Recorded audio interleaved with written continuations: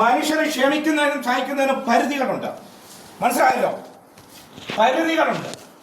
അവിടെ മനുഷ്യൻ ചാകാൻ തുടങ്ങുക. ആന കയറി താന്തേലാടിയെ കാണിക്കാൻ തുടങ്ങിയേക്കുന്നു. പോലീസാന്ന് പറഞ്ഞ് കത്തിക്കും. രണ്ടാമത് ഇവിടെ നക്സലുകൾ വരും. മനസ്സിലായോ? നിങ്ങൾ എന്താ കരുതിയിരിക്കുന്നത്? എടാ, അവിടെ ജനങ്ങൾ പ്രതിഷേധിച്ച് നിൽക്കുക. ആന വന്നിറങ്ങുന്നത്. എന്നിട്ട് പാവങ്ങളെ എല്ലാം പിടിച്ചോണ്ടെങ്കിൽ പോരുക. എന്നിട്ട് നിങ്ങൾക്ക് യഥേഷ്ടം പ്രതിയാക്കുക. എന്ത് ചെയ്യാനെന്തേ? നിങ്ങൾ കസ്റ്റഡി താണെന്തേ?